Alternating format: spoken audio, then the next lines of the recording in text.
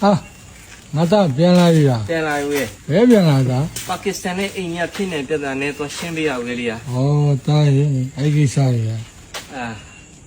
ဒီကောင်ဘယ်ကောင်စားရလဲအဲ့ကိစ္စ ဟာနေအောင်လုံးပါလားဦးရေနေအောင်လုံးကအဲ့ဟိုကောင်ကရေဖြတ်မယ်ဒီကောင်ကဟိုကဖြတ်မယ်ဟိုနျူကလ িয়ার နဲ့ထုမယ်ပါညာလို့ကျွန်တော်ဆွနင်းမုံတွေပြခဲ့တယ် ဟုတ်လား မင်းတို့နျူကလ িয়ার လောက်ကတော့ငါတို့ဆွနင်းလုံးပြီး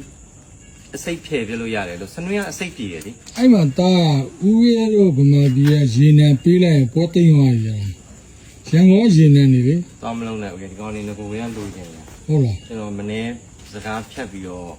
အဲ့မူဒီနဲ့အာစစ်ကိုကျွန်တော်ချစ်တီသမင်းဆိုင်မှာခေါ်ပြီး ညှိတယ် ညကျွန်တော်နဲ့ညှိလိုက်တယ် ဟို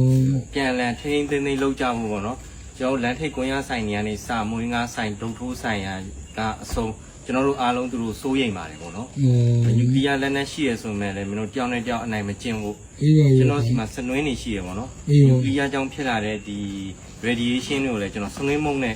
ဖြန်းပြီးတော့လုတ်ပြမယ်ပြောလို့လုံးဝဒီကောင်နေမနိုင်ဘူး အေးဦးရဲလေးအဲ့ဒါအဲ့ချစ်ပြီးဆိုင်ကြကြဒီကောင် fighting mode လူစားမယ်ထင်နေတယ် ထားတာပေါ့ဗျာအဲ့ဒါဗာတီကန်ဆက်သွားမလို့ ဟုတ်လား ဗာတီကန်ဆက်သွားဖို့ကြောင့်ဒါအချိန်မရတော့ဘူးရဲ့အိမ်မှာမနေရကြပြီလေ တူရဟမ်းမီနိုင်ရောသွားခဲ့ရတယ် တားသွားမလို့ပဲဒါပေမဲ့မမီတော့အဲ့နဲ့စာရေးပြီးဝမ်းနေချောင်းတုံးဝင်လာ အေး ပို့လိုက် ဟောအေး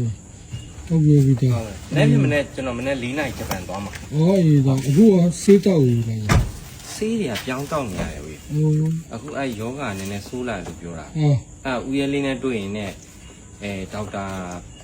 ဟိုဗာလေခိုင်မာလာထွန်းလာ အေး အဲ့ကျွန်တော်နောက်ဆရာဝန်နဲ့ပြမယ်သူမနိုင်တော့ဘူးပဲ ဟောအေးတော့ရှိရစေးတော့နားလိုက်ပါတော့ တက်တာ ဟို